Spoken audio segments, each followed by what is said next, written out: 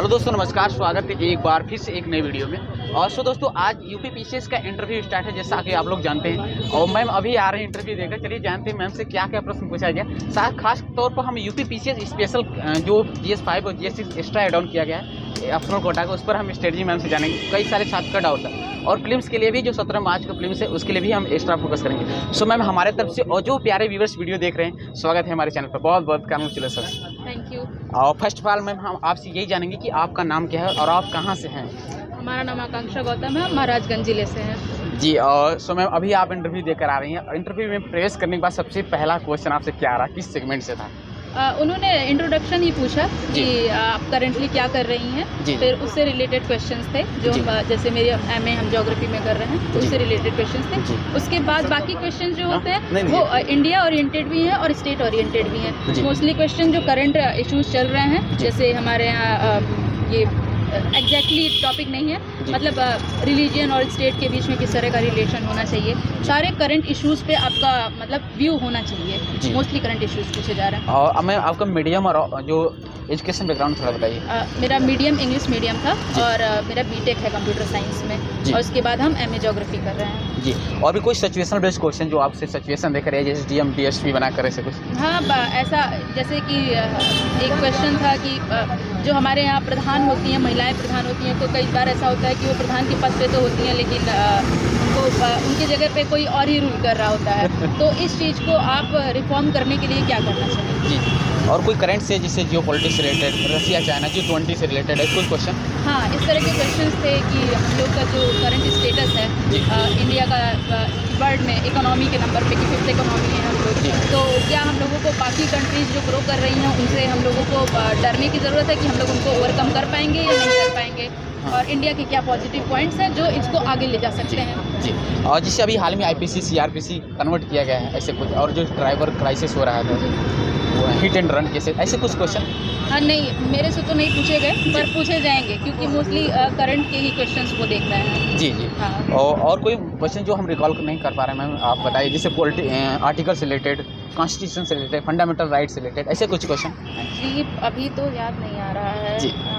कि हम भी तुरंत आगे तुरंत। और जियोग्राफी से, फिजिकल जियोग्राफी में ऐसे? हाँ, ऐसे क्वेश्चंस होते हैं कि जैसे हमारे यहाँ जो इकोनॉमिक ग्रोथ है वो साउथ इंडिया में ही ज़्यादा कंसंट्रेटेड क्यों है, नॉर्थ की क्या प्रॉब्लम्स हैं, और अगर ग्लोबल इन्वेस्टमेंट्स आते हैं तो वो श्रीलंका या बांग्लादेश जैसे देश में क्यों चले जाते हैं, इस तरह के क्वेश्चन।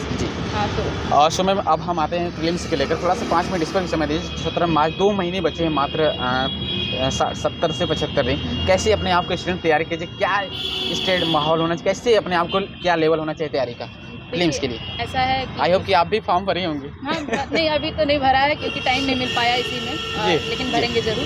तो ऐसा है कि आप बहुत फैक्ट ओरिएंटेड तैयारी करिए बहुत इस टाइम, क्योंकि 2 ही महीने का टाइम रह गया तो पूरी किताबें नहीं पढ़ पाएंगे। नोट्स जो हैं वही रिवाइज करिए, और अगर प्रीवियस ईयर क्वेश्चंस देख लें तो ज़्यादा अच्छा रहेगा। प्रीवियस ईयर क्वेश्चंस को देख के ही अपनी पढ़ाई आगे की पूरी करें। जी।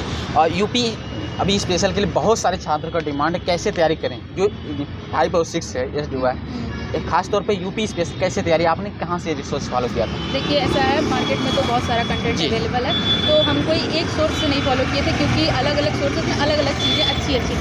तो सबसे पहले सिलेबस जरूर देखें। बिना सिलेबस देखेंगे तो आपकी आधी टेंशन वैसे ही कम हो जाएगी, क्योंकि हम लोगों ने इंडियन ज्योग्राफी में मोस्टली चीज़ें पढ़ी हुई हैं, यूपी को कोरिलेट करके हम लोग वो लिख सकते हैं। दूसरे बाकी टॉपिक्स जो है। और मैम आपने कहाँ से कंटेंट लिया था, थोड़ा उससे बताइए। किसी का प्रमोशन नहीं है, स्टूडेंट जानना चाहते हैं, मतलब कैसे आपने क्या रिसोर्सेज फॉलो किया था? एग्जैक्टली अभी नाम मुझको याद नहीं आ रहा, कई सारे पब्लिकेशंस थे। जैसे फॉर एग्जाम्पल मैम, जैसे घटना चक्र की बुक थी एक, और एक शायद दृष्टि पब्लिकेशन की बुक थी। और ये एक बात बताइए, ये हम बताने से मतलब कोई इशू तो नहीं होगा ना? नहीं कोई यहाँ पर मैम प्रमोशन नहीं है, एकदम जो स्टूडेंट्स को हेल्प मिलनी चाहिए, यहाँ किसी का प्रमोशन नहीं। मेरा पहला इंटरव्यू है ये, तो हम नहीं चाहते कोई नहीं, हम कट करते हैं किसी तरह का कंट्रोवर्सी हो। ऐसे व्यक्ति के सवाल होता है। अभी 3-4 लड़के कह कर गए। सो मैम अभी हम जानेंगे कि मतलब कि अब आपने प्रीलिम्स के लिए बताया यूपी स्पेशल के, अभी जो NCERT की बुकें हैं उससे भी पढ़ना चाहिए, आपने पढ़ा था?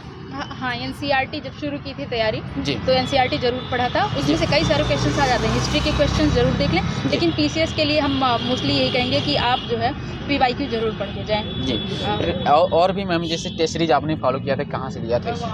टेस्ट सीरीज हम नहीं लिए हुए थे क्योंकि मेरा साथ में मास्टर्स भी चल रहा था जी। तो हम अब बस पढ़ाई कर रहे थे टेस्ट सीरीज। और भी जो प्रीलिम्स की बुक लिस्ट है मैम, थोड़ा सा बताइए जो आपने फॉलो किया था। हिस्ट्री, पॉलिटिक्स, ज्योग्राफी, सभी चीज़ें आपने नॉर्मली जो बताई जाती हैं, जैसे कई सारे टॉपर्स बताते हैं ये पढ़िए, वही सब मेरे पास भी था और कोई स्पेशल सोर्स नहीं था जी। हाँ, NCERT जरूर बेस था हमारा।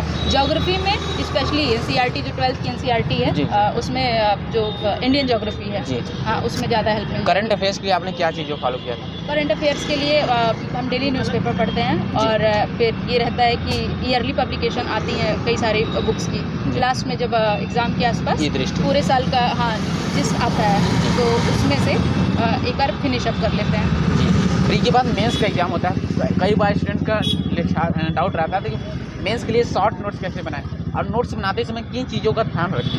हाँ देखिए ऐसा है, मेरा भी पहला था तो मेरी स्ट्रेटजी जो थी वो ऐसा था कि सिलेबस आप ज़रूर हाथ में लेके बैठिए और एक क्या किया था मैंने कि सिलेबस लेके जो पर्टिकुलर टॉपिक है उनसे रिलेटेड जो पिछले साल के क्वेश्चंस है उसको अंडरलाइन करिए, पहले उनको सॉल्व करने की कोशिश करिए और उसके बाद जो बचे हुए टॉपिक हैं उन पे थोड़ा बहुत करंट अफेयर जरूर तैयार रखिए कि आपके आंसर में मेंशन होना चाहिए। इतना कम टाइम होता है और उसमें एक्सप्लेन करना होता है तो आप करंट से रिलेटेड चीज़ें अगर उसमें मेंशन करेंगे और अपना आंसर प्रेजेंटेबल बनाएंगे कंसाइज में तो ज़्यादा हेल्प करेगा। एक लास्ट क्वेश्चन है मैम कि जैसे UPPCS प्रीलिम्स में लिए किसी भी प्रीलिम्स एग्जाम में जैसे 4 ऑप्शन रहते हैं और ऑप्शन एलिमिनेशन की प्रक्रिया बहुत इंपॉर्टेंट है। जैसे 4 ऑप्शन में 2 ऑप्शन लगता है कि ये ऑप्शन 2 नहीं होगा, लेकिन 2 में कन्फ्यूजन रहता है कि ये भी हो सकता है, ये भी हो सकता है। तो उस प्रक्रिया में कैसे हैंडल करें अपने आप को, कैसे क्या रिस्क लेना चाहिए कि नहीं और कैसे उसके हैंडल करें? देखिए एक चीज़ है कि 150 क्वेश्चन आते हैं फ्री में जी। तो आपको अगर पहले तो आप अगर बेसिक वर्क करके गए हैं, आपका बेसिक तैयार है तो देखिए कि आप कितना क्वेश्चन पहले जो आते हुए हैं आ रहे हैं क्वेश्चन एग्जैक्टली आ रहे हैं, पहले उनको अटेम्प्ट करें जो बिल्कुल सही है। उसके बाद काउंट करिए कि कितना हो रहा है, अगर आसपास हो जा रहा है तब तो आप बहुत ज़्यादा रिस्क नहीं लीजिए क्योंकि देखिए आप कुछ नंबर ऑफ क्वेश्चन जिनको अटेम्प्ट करेंगे तभी कट ऑफ क्लियर होगी तो तब तो रिस्क लेना बनता है। अगर बहुत ज़्यादा मार्जिन पड़ रहा है कि नहीं पूरा हो पा रहा है तब तो रिस्क लेना पड़ेगा, लेकिन ये है कि अगर थोड़ी बहुत जानकारी है तो बिल्कुल रिस्क ले लेना चाहिए। Thank you so much ma'am. अपने लास्ट समय जाते समय कोई भी मोटिवेशन या इंस्पिरेशन लाइन के साथ अपनी बातों को समाप्त किया जाए। देखिए ऐसा है कि बहुत टेंशन लेने की ज़रूरत नहीं है कि कई बार होता है, मेरा 3rd अटेम्प्ट है आप देखिए और लेकिन ये है कि जब ईमानदारी से तैयारी करेंगे तो ज़रूर निकल जाएगा और बिना स्ट्रेटजी की तैयारी नहीं करें, हर चीज़ स्ट्रेटजी से ही टैकल होगी। जी thank you so much ma'am. अपना कीमती समय देने के लिए, हमारे प्यारे व्यूअर्स को गाइडेंस देने के लिए, मार्गदर्शन देने के लिए बहुत बहुत धन्यवाद। आई होप कि इस बार ही आप SDM बने। बहुत बहुत thank you so much. Thank you.